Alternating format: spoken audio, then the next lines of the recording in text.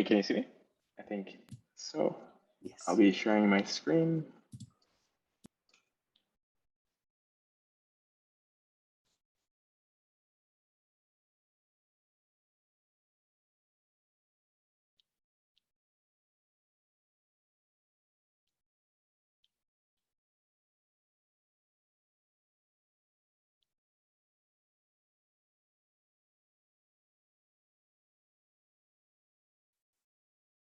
Okay, can you confirm that you can see that?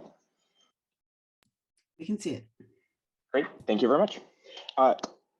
Today was a phenomenal day. I am filled with a ton of optimism for the future of public goods funding.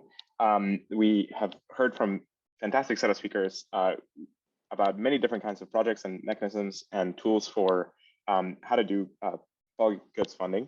And so I wanted to just kind of leave you with a set of ideas for the future and then kind of think about a little bit of what's next. So we talked about public goods the whole day, and we talked about many mechanisms for how to get more of them to exist and how to reward groups and participants for creating them. And we talked about, and so I wanted to kind of touch a little bit on why I think crypto presents an extremely optimistic potential for actually having an impact on public goods funding. So of course, public goods have been funded by many groups and organizations throughout history, especially governments at with massive funding scales.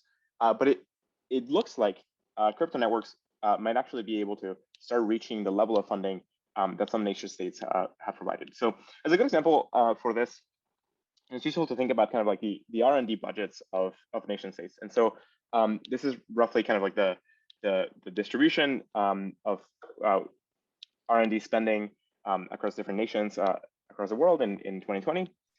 You can see also, there's an amazing graph of this that shows it animated, and kind of like you can see this changing over time. And it's a fascinating, really useful thing to look at.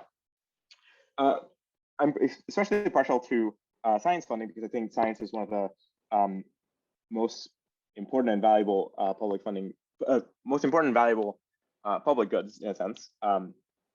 And we talked earlier about how the innovation chasm is holding back tons of the science discoveries from having significant impact in the world. But here's a sense of like the funding scale that just one of the bubbles here spends on non-defense funding. So it's really useful to kind of separate non-defense funding because defense funding ends up being kind of about as big as this whole stack. So a lot of the US's focus on scientific funding came out of sort of after World War II, and one of the kind of seminal works in starting all of this was Vannevar Bush's The Endless Frontier. And this was Vannevar Bush had led one of the agencies that had overseen all of the R&D work during the war effort. And so he presented this kind of pitch for the US now turning towards scientific funding, and the science as the endless frontier, meaning channel all of the energy and efforts that the entire kind of industrial might of the US during the war had mobilized, and now channel all of that towards super strong set of discoveries in public funding, in basic research, and doing all kinds of R&D throughout the landscape. And this pitch ended up turning into seeding the formation of the NSF and many other agencies in history. And so you can see here in like the graph when the US sort of became super committed into to driving kind of a lot of this R&D funding. And of course, this doesn't look at defense. So defense was actually a very large portion of this because a ton of the R&D was going into defense funding at the time. But if you look at the amounts of money, and this is kind of in billions of constant, this is in billions of 2020 dollars, so adjusted for inflation. This amount of money is actually within the realm of possibility for crypto networks in the future. So if we consider crypto networks and their value increasing by just 2 orders of magnitude or 3 orders of magnitude, which sounds like a ton, like that is a lot. 3 orders of magnitude is an enormous amount for kind of an industry that's in the trillions now. But if we think about kind of all of the forms of value that is transacted through assets that could eventually be transacted through crypto, so things like real estate and derivatives and all kinds of other structures like that, then crypto networks might actually start commanding a level of capital comparable with top nation states. So right now already crypto networks are larger than many nation states in terms of economic size. And so eventually these crypto networks might actually be able to fund entities and agencies at the scale of nation states. And so that's an extremely both amazing and kind of very promising feat, because it means that if we can get the mechanisms right now, if we can prototype a lot of these structures and we can figure out how to do it well, then as crypto networks continue rewiring the economy, we can end up with a massive amount of funding for public goods in the long term. So a lot of the experiments that our communities are running now with kind of sizable amounts, but objectively small amounts relative to the rest of the world, these might actually form the structures, or will inspire the structures that might end up organizing vast amounts of resources to do all kinds of long-term R&D and public goods funding in a larger scale. So if you thought that what you were doing, if you already thought what you were doing is pretty important for your communities now, consider that you might be running a lot of the critical experiments that we're going to need, and we are going to retroactively thank you for, in terms of like finally arriving at like extremely good structures that we can rely on for larger scale funding. So one other thought that I want to kind of leave the community with is, we've talked about kind of the differences between kind of project funding in sort of for-profit endeavors and these kind of not necessarily nonprofit. It's not for-profit, not nonprofit. It's rather kind of public goods funding, public goods efforts that tend to not be for-profit and tend to not be well rewarded by markets. And so I think like what we effectively need to get to, and this is one of the things that the Protocol Labs is going to be focusing a lot on in the coming years, is create a structure that really enables teams to form and have access to a kind of staircase of funding similar to what the startup ecosystem has. So the startup ecosystem has developed an extremely successful staircase of funding to identify really promising businesses, and then over time fund them at different levels once they've proven out the results, and then eventually kind of have some reward for all the prospective speculative investments of participants along the way. And so we gotta get to a point where we can have a similar kind of ecosystem developing around these kinds of public goods or network funded structures. And so I think like we can arrive to that with kind of like the thinking about the possibility of like all of the value generation that will be created by public goods, and then use smart contracts to vault a lot of that value back into our time to then get us into a success case. And so I think this is kind of like an era of like Paretotopian crypto economics can now start taking hold. And I think like the thing that a lot of people underestimate about the crypto space is that it just sort of feels, for people outside of the crypto space, it sort of feels like a just kind of a new important development in technology and so on, but it doesn't feel that fundamental. And what's really going on is that we've coupled the world's most powerful superpower machine, the internet, and sort of like computing, the software development and deployment platform that we've built, with one of the most powerful components of our societies, which is mechanism design and economics and so on.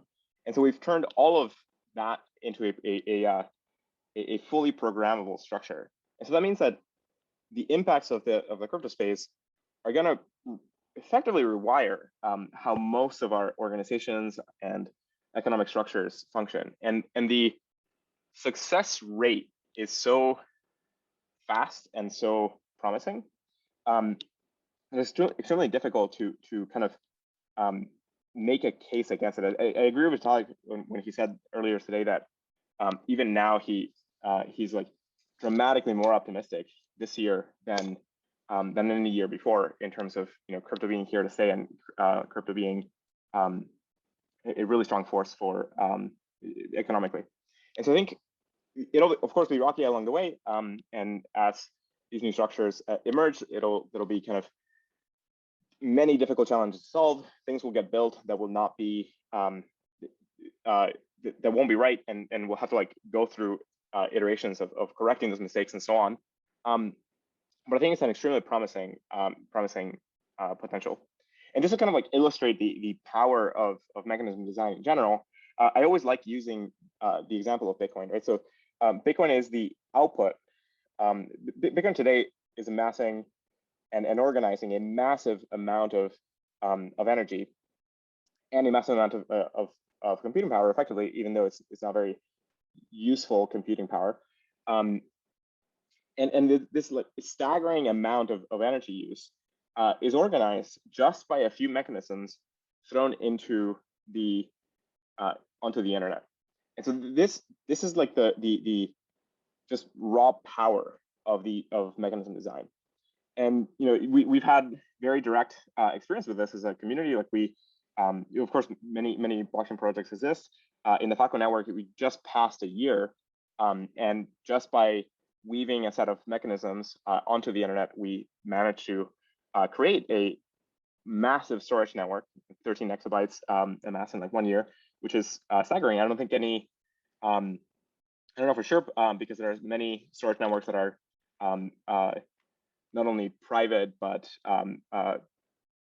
secret by several nation states and so on. But this seems to be like one of the fastest growing storage networks ever assembled. And like that's one of the just a staggering kind of show of like the capability that you get out of creating mechanisms like this. I'm really interested to see what's going to happen once we finally get structures for understanding economic flows in all kinds of goods that today have been sort of implicit or only factored into the economy, kind of end to end, or where the transactions don't actually quite match what's really happening. I think today with the power of blockchains and smart contracts and so on, we get the ability to identify all kinds of value flows and make them programmable in a way that they weren't before. So these kinds of things I think are extremely promising. So as those different kind of transaction flows can get composed and can get connected and interlinked, we might see these kind of massive royalty networks, not exactly royalty networks, just value flow networks emerge. And so I think this kind of stuff can start very small. I think one of the very successful things about the blockchain space has been the strong emphasis on small composable improvements released out into the network that people then end up building on. So I think something like this could get started just by developing the tools and primitives to create distributions of impact. Like for example, if you could easily go to a website today and describe a list of participants and their rough some weight in the distribution of credit that they might receive, and just create that as a smart contract that just flows value. Whatever value goes into it, into his account, it just flows out to all of the other accounts according to that distribution. And if you make that distribution updatable over time, that component just on its own could start forming all of these networks over time. And so I think right now Mirror can do something close to that. I think they call it a split. But this hasn't really been done at a larger scale and for any other kind of components. I think just that primitive could enable reusing all of the NFT infrastructure to now couple many different kind of assets and property and so on with entire networks of value generation, which would be extremely interesting. And just as an example of like the scale of value that could flow through these things, like this is just kind of the stats on the NFT art market. This is mostly art, some amount of gaming now, but it's pretty staggering to see kind of the level of transactions and the level of funding going through these systems. I would expect this to keep growing a lot, and especially change a lot once physical real estate starts joining, right? So when actual property is transacted, kind of houses and land and so on starts getting transacted in blockchains, this will grow tremendously. I think we talked a lot about DAOs today. I think that it's been amazing to see the rise of DAOs as a new organizational primitive that many groups are experimenting with. It's been really great to see kind of the success cases so far.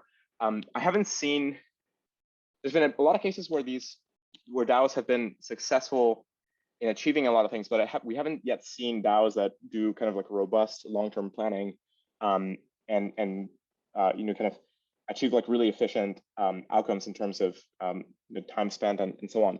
I think that'll be a place to watch. I think once we should come up with some test cases for what DAOs should be able to achieve and at what degree of quality and with what sort of resources. That's kind of like a test case or for DAO designs to evolve towards to get to be extremely successful. I think this also presents the promise of potentially coming up with new organizational primitives for many different kinds of structures that exist today. So for example, it'd be really, really cool to be able to create kind of a new version of a research lab or an R&D organization, which is just sort of constituted or formed in the blockchain. And all of the participants that keep contributing to its projects and so on get tracked in credit assignment networks across the history of those projects. And then over time, you can sort of like either potentially subdivide those labs as those labs grow and kind of like nucleate out into smaller labs, or get kind of like interrelated in some ways. And then you could then apply all this public goods funding kind of structures, especially retroactive public goods funding work, to then yield a totally different way of funding science and funding R&D. I'm super excited for all of the things that the community is building and that are going to get built. I really hope like this today has been useful in kind of exploring a lot of these structures. I would love to see kind of certificate of impact markets actually emerge. I think this is one of these ideas that once it gets built well, and we can have large volumes of transactions around certificates of impact, this might turn out to be one of the most important contributions in an entire space. And so I think this is one of those ideas, kind of like cryptocurrency, that once it gets built out and gets tested out at scale, and once we work out all of the problems and so on, this could be one of the most valuable contributions, maybe perhaps in a decade. So I think like this is the stuff that people should be experimenting with and building on and so on. Finally, I think I want to kind of like create a hope that I think we could create a crypto-powered ARPA level institution, and create it in kind of a composable way by being able to kind of commission roadmaps publicly, be able to integrate those roadmaps into kind of tech trees, then commission kind of a scoping of individual experiments that need to be done, or project plans for kind of achieving those potential, unlocking those potential technologies, and then create funding pools and networks to then sort of invest into the generation of new scientific results and the translation of those scientific results into new technology, and crossing the chasm and so on, and kind of feed all of that back on itself. And so I think we might be able to arrive at sort of like the world's best science and tech R&D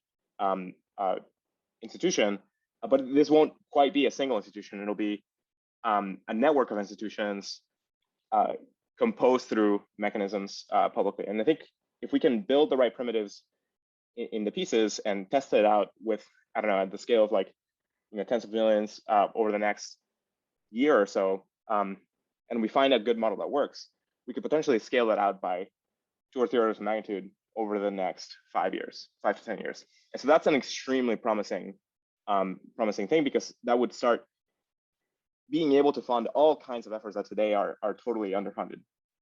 So I think that this is pretty interesting. So again, thank you for working on this area of the chasm. Let's try and get more groups to cross. I'll plug again the amazing talk from Eric Drexler on Paretotopian and goal alignment as one of the most useful ideas that I think our communities can benefit from. And I want to give a special plug to Patreon, because I think it's one of these things where perhaps in the future we should ask them to give a talk about this as well. This is one area that has been experimenting with public good funding in a kind of a pretty decentralized way. And this is sort of totally outside of the crypto space, but extremely interesting. It's really cool to see that all the stats are around it. And the last thing I wanted to mention is kind of this idea of funding staircases, which is there's one really useful structure around the investment landscape is the ability to kind of very easily start projects and test them out and get to the next level of impact and use that experience to kind of raise more funding and so on. In the investment landscape in for-profit businesses and so on is filled with tons of investors across this entire landscape, giving many different levels of funding based on kind of really well-established impact metrics. And there are tons of organizations doing this. So I think that one of the really useful things is looking at just how much capital gets deployed this way. So it's on the order of now, at least VC. So there's much more in other parts of investing, but just VC alone is on the order of 300 billion a year nowadays. And this is deployed by a very large decentralized network. So we're talking hundreds of thousands of angel investors, tens of thousands of VCs, and millions of investors in public markets. This is like a pretty large decentralized network of funding. And so it'd be really, really amazing to be able to create a similar structure for public funding, where today there is a very large amount of funding, but it's mostly, it's very decentralized in the small scale. So in the smaller parts of the staircase, it's very decentralized. There's tons of individuals donating tons of money. But in the larger scales, it's actually quite small. There are few large agencies, and sorry, the text here didn't get updated, but there are a few large agencies, and tons of the funding ends up being overseen by small groups that fall prone to kind of all kinds of groupthink and bad decision making that we know about, like happen in kind of like large organizations. And so it'd be extremely interesting to see what happens when this entire landscape gets way more decentralized. So again, get involved. I would say there's if you're interested in working on any of this kind of stuff, so evaluating impact markets, network OKRs, composable funding via blockchains, reach out to us. We would be super happy to evaluate proposals for funding, so things like grants and so on, or potentially retroactive funding. Contact us. We'd love to kind of we'll apply this kind of funding staircase approach with different levels. And as Evan mentioned, we are hiring for public funding teams. And you also saw the plug for the S-Process developer from Andrew. Definitely check if you are interested in any of these. Definitely apply. And thank you so much for an amazing day. Thank you for working on this area. And I wanted to kind of end with a huge thank you to all the organizers and all the people and all the groups that were involved. This was a huge labor of huge amount of effort and a ton of labor over the last week. It was a fantastic day overall. And thank you so much, Carla, for running an amazing show today. I'm super in awe of your amazing ability as a host. So thank you so much. And that's it. Perhaps see you around another time. Great. Thanks for that call to action and to opportunity. And thanks again for joining us for the Funding the Commons Virtual Summit. Remember that it's our goal to have more of these events, so please use the Telegram channel to continue the conversations we began here today, and follow the research Twitter at ProtoResearch to learn about upcoming events in this series. From all of us at Protocol Labs and ETH Global, good morning, good afternoon, and good night. and we'll see you at the next event.